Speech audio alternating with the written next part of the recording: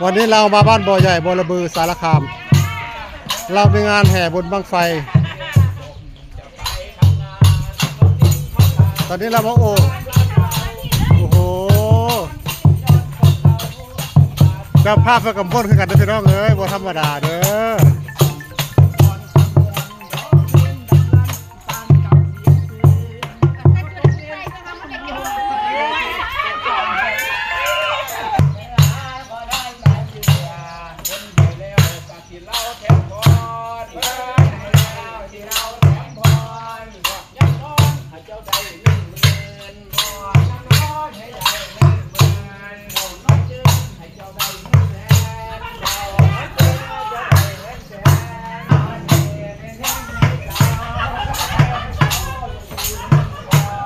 ตอนนี้หางเครื่องเรากำลังอ่อนแรง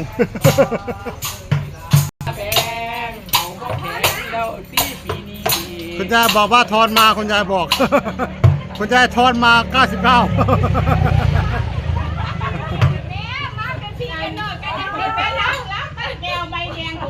คุณยายบอกว่าทอนมา99โอ้ตอนนี้เราจะแห่เริ่มเตรียมงานนะดินะเริ่มเตรียมงานเลยนะพี่น้องเด้อเรามีซาเล้งแห่ทำได้เลย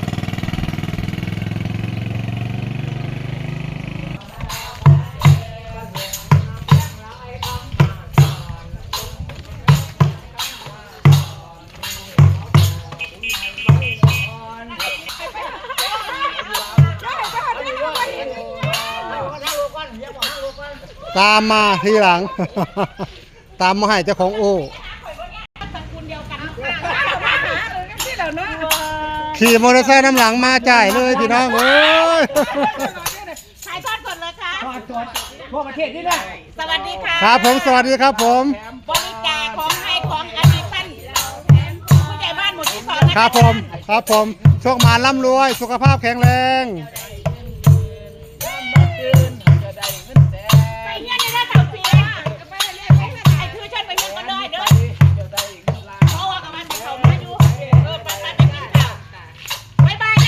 ครับผม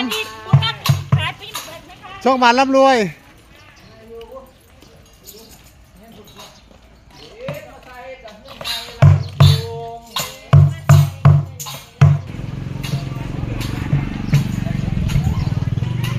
นี่คือบ้านบ่อใหญ่อำเภอบ่อระบือเมืองมหาสารคามเป็นตำบลที่ใหญ่เติบเลยพี่น้องเอ้ยวันนี้เรามีขบวนมะโอแล้วก็มีงานบุญบั้งไฟพรุ่งนี้เราจะมาแห่ขบวนบุญบั้งไฟนำอันนี้เราจะตามหาคนนะหางเครื่องเรารู้สึกว่าจะอ่อนแรงแล้วหางเครื่องเรานี่รถหลายได้พี่น้องเอ้ย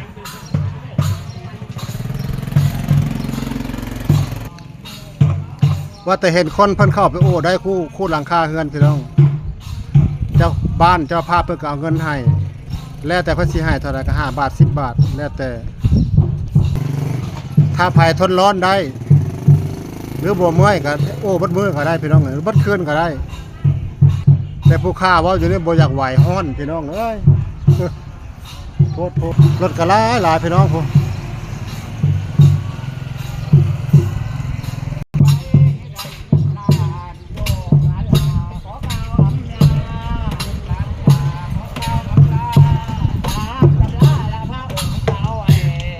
รู้สึกว่ามือกล้อ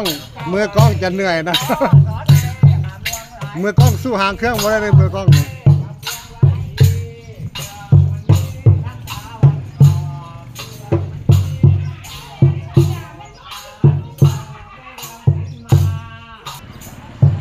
รถเยอะนะโอ้มีข้าวปุ้นด้วยส้มตำด้วยนะดิจะภาพหายเงินแล้วเขาออกมาไปเรื่อยๆไปบ้านใหม่เรื่อยๆ